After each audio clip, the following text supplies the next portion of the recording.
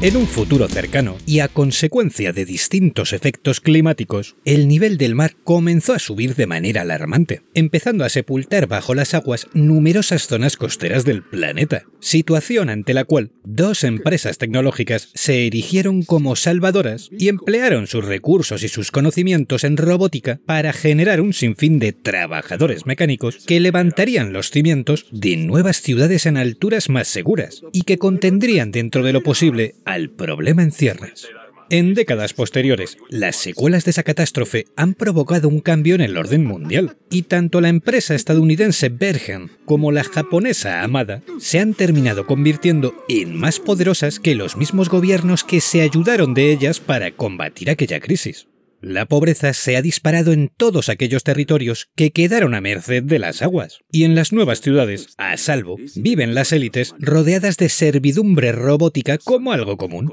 en una recepción, sustituyendo a la policía, reemplazando a los trabajadores de la construcción y ocupando, en definitiva, casi cualquier oficio realizado por humanos. Estos siervos mecánicos deben cumplir con una estricta normativa, que entre otras muchas restricciones limita su aspecto de forma que no puedan parecer humanos. Pero algo se tuerce en territorio estadounidense ante el descubrimiento de un caso insólito que deja atónitos a su presidencia y a los responsables de Bergen. Han detectado un androide con aspecto humano. Y más preocupante todavía, este androide llevaba 30 años registrado como ciudadano norteamericano y desconocía su verdadera naturaleza. Ni él, ni los que le rodeaban, detectaron anomalía alguna en su comportamiento.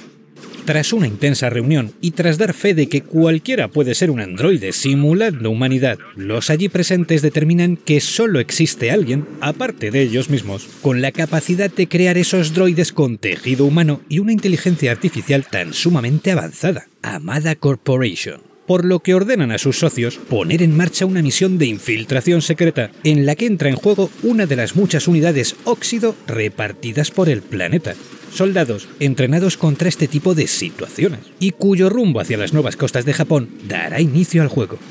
Y de esta forma tan apasionante y con un guión que siempre he pensado que contaba con mejor trama de base que el de muchas películas con este tipo de enfoque, comenzábamos a disfrutar de un juego en tercera persona que bebía de la inspiración más que pretendida de Gears of War, la genial obra de Epic Games, realizada en exclusiva para Microsoft. Un modo de apuntado calcado, un sistema de cobertura muy similar y hasta un patrón de movimiento parecido. Pero eso sí, dentro de una historia de ciencia ficción y estilo cyberpunk con tintes leves de tecnoterror. Y por supuesto, todo ello bajo el prisma más nipón y más ceguero que os podáis imaginar. Con personajes sacados de una buddy movie, con un humor que a veces tiene su punto y otras veces sobra, con unos diseños robóticos que son de 20 sobre 10 y con multitud de referencias a no pocas obras, entre las que destacaría algunos aspectos de la saga Metal Gear y otros cuantos más claramente inspirados en la extraordinaria Terminator. Y todo esto es genial, vaya por delante, porque cuando realmente funcionan las obras niponas de cara a una audiencia occidental, como es el caso y el target que buscaban al desarrollarla, es cuando hiperbolizan a su manera todo lo que nos gusta. Aun con esto, debo admitir que se pasaron un poco con el toque cómico, porque no serán pocas las escenas con motivos trágicos e inclusive de cierto terror, que se verán afectadas por chistes tontorrones fuera de lugar y actitudes socarronas que no encajan. Por ejemplo, mientras se nos muestran imágenes de niños soldado o ciudadanos aterrorizados que dejan ver sin apenas censura cómo acaban con su vida tras entender lo que realmente son.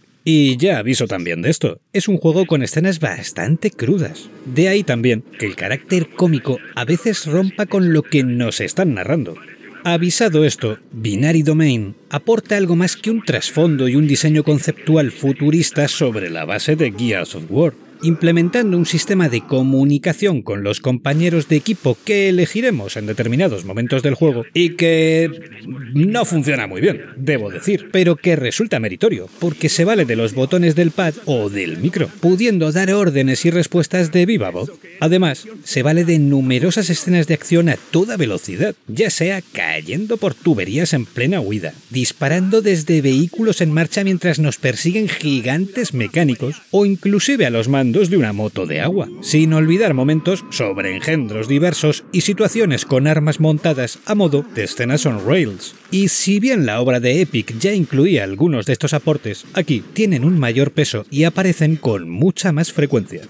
Por si con esto fuese poco, añadiremos también que es un título que hace mucho más énfasis en los enfrentamientos contra jefes intermedios o de final de fase, siendo todos ellos dignos de enmarcar por su espectacular diseño y porque en algunos casos se resuelven de manera bastante original estos enfrentamientos. Le sumamos también un sistema de mejoras para determinadas habilidades de los protagonistas, una variedad de armas bastante digna y un apartado gráfico sensacional para su momento de aparición.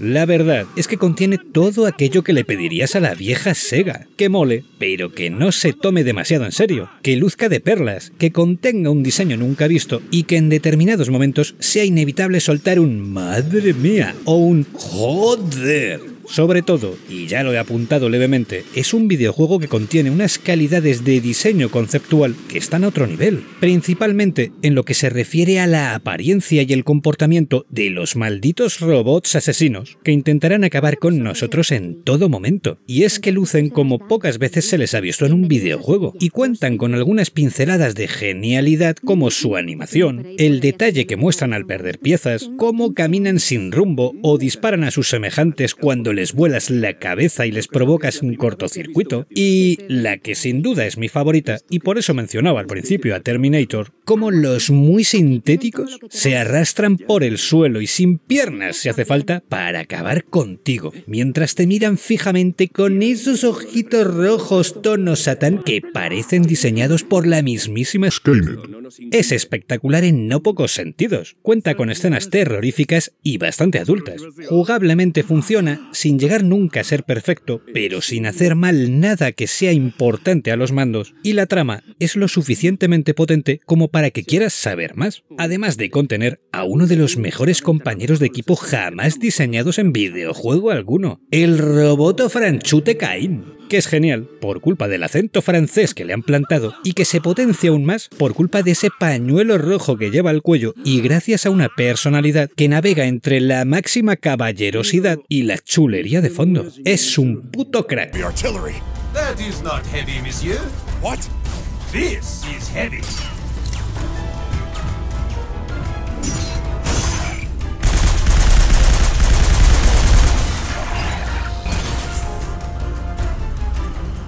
No funciona su sistema de órdenes, le falta algo de finura en determinadas acciones, y la guasonería de los personajes es, en bastantes ocasiones, un humor que parece ideado por niños de 12 años. Vale, a veces es muy gracioso, pero las que menos, diría yo. Pese a resultar en un juego que recibió puntuaciones aceptables, en torno al 7,5 sobre 10 de media en su día, Binary Domain no logró vender demasiado, quedando bastante tapado en su momento y olvidado por Sega con los años. Es posible que esto sucediese por culpa de anunciarse como una obra mucho más seria y que parecía ciencia ficción bastante hardcore, motivo que pudo dejar con el culo torcido a los analistas en su versión final al horripilarse con el humor de cacaculo pedopilla que rodea la trama principal. Y bueno, es mi teoría. No digo que fuese exactamente así, pero no me cuesta imaginarme a alguien que espera un Yo Robot del videojuego y empieza a escuchar chistes sobre ladillas o a personajes que se tiran los trastos como si fuesen adolescentes a punto de explotar sexualmente. Seguro que algún analista soltó un what the fuck de manual. Y es una pena, porque siendo sincero, ni de coña me parece tan bueno como el primer Gears of War o como el segundo. Pero eliminados estos de la ecuación, realmente es un título que contiene muchos valores, aciertos y sorpresas con las que no contaron otros clones del disparo en tercera persona. Y ninguno de ellos contó, ni de lejos, con una trama tan jodidamente molona y con unos diseños de tan alto nivel. A sabiendas de que pertenecen a géneros totalmente distintos y que jugablemente poco tienen que ver, Binary Domain juega en una liga parecida a la de los títulos de la saga Yakuza. Mezclan historias terribles con situaciones absurdas, son capaces de mostrar elementos magistrales, pero a la vez cuentan con carencias que les vas a perdonar por ser tan buenos en conjunto y por resultar tan auténticos, y no sé muy bien cómo explicarlo, por lo que lo volveré a sintetizar con que son juegos muy Sega. Mi recomendación es que no dudéis en probarlo, porque suele costar apenas un par de euros o dólares en Steam, y poco más si lo buscáis de segunda mano para PlayStation 3 o Xbox 360. Y dicho esto, solo me queda daros las gracias por vuestro tiempo y por vuestra atención. Nos vemos en el próximo vídeo. ¡Saludos!